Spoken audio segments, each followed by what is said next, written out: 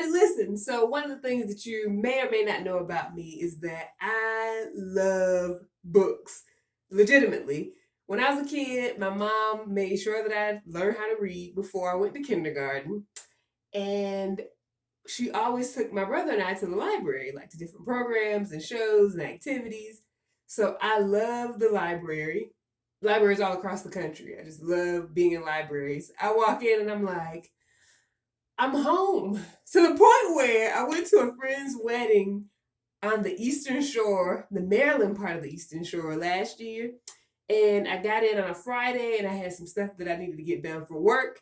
And I was like, where can I go? I was like, I could probably go to a coffee shop and use their Wi-Fi. And then I was like, I'm gonna go to the library. I'm gonna check that out. Listen, I had a great time at the library. So that's how much I love libraries and books. I'm not a big reader for real, unless the book catches my attention. But when it does, I read a lot. But I love being around books, surrounding myself with books, and I love going to hear authors speak about their books and stuff like that. Love it. So I want to show you some of the books that I'm reading right now. So of course, number one is I'm always reading the Bible. Every day I'm reading something from scripture. And right now my goal is to finish the Old Testament because I've been reading through it for a long time, but just never finished reading like all the books in the Old Testament. I have finished reading the New Testament years and years ago, and I still read through the New Testament, of course, but have never finished the Old Testament. So that's number one, reading the Bible. And so the Bible that I read is like falling apart. It's got a red book cover on it that I have to replace every like 10 years. But that's number one. Number two, though, right now I just found this book in the garage my roommate has. It's called Joy for the Journey, a woman's book of joyful promises. And it doesn't look like it has one author. It looks like maybe it was done, it's like a compilation type of book. But this is that, so I'll show you that. And it might be, I think reflected the other way because of the way I have the camera set up. But that's one book I just started today. I found it in the garage when I went to the garage. A book that I just finished. So number three, I should say number two for the last one. Number three, I highly recommend this book called Notes from This Side of the Grave. The subtitle is A Testimony of Redemption, Restoration, and Resurrection. It's by Robert Fluellen, and I just so happen to know the author. What up, Bob?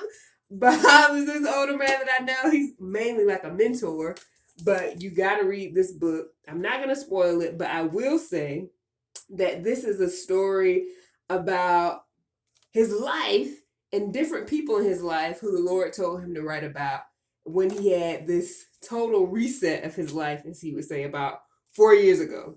So let's see. I'm trying to think if there's anything else I can share. Okay, I was looking at the back of the book because I don't want to give it away. So literally, the Lord told him to write this book when Bob was dead.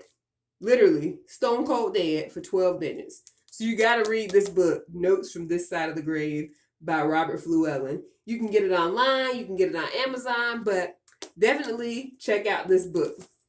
Okay, another book that I've been reading off and on, my roommate gave to me, is The Diva Principle. If you haven't heard of this book, it's really, really interesting. The Diva Principle by McKinney Hammond.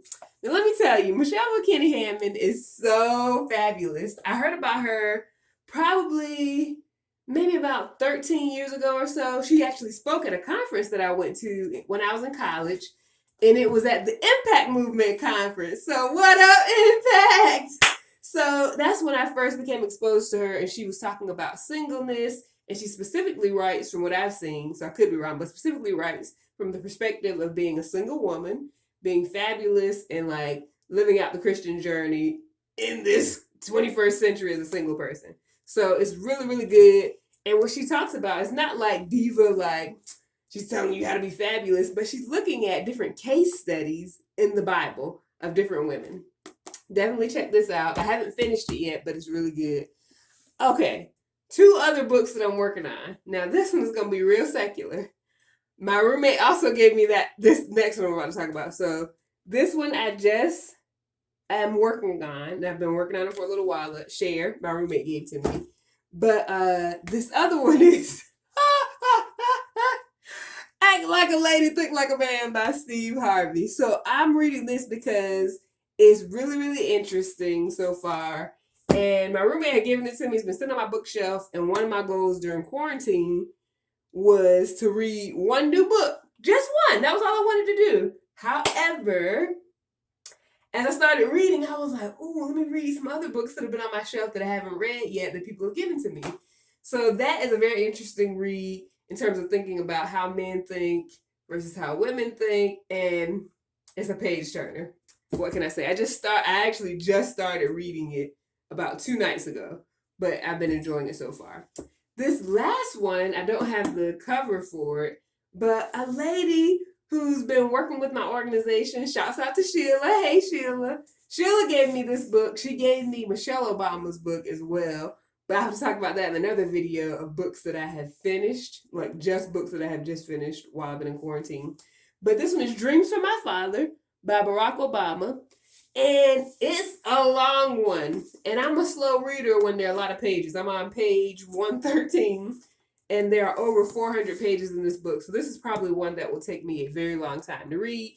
But Dreams from My Father is really interesting to look at Barack Obama before he became, the president of the United States, even before he really became, quote unquote, famous, so to speak, in terms of the political scene. But looking at his journey as a biracial man and what that process, especially in his mind, was like growing up. This to me is very interesting because I love talking about race. Always have. You can thank my daddy for that. I don't know if my daddy, as I would say, I don't know if my daddy meant to instill this love of talking about race to me, but somehow he did, growing up as a black man in Virginia. So, because I love talking about race, this book is interesting to me because it looks at the whole dichotomy, I guess, if you will, of race, being a black man, quote unquote, being a biracial man in America. And it's really, really fascinating to me. So those are some books that I highly recommend. So again, the Bible, of course, number 1. Number 2, Joy for the Journey, A Woman's Book of Joyful Promises. Number 3, Notes from This Side of the Grave by the Robert Fluellen.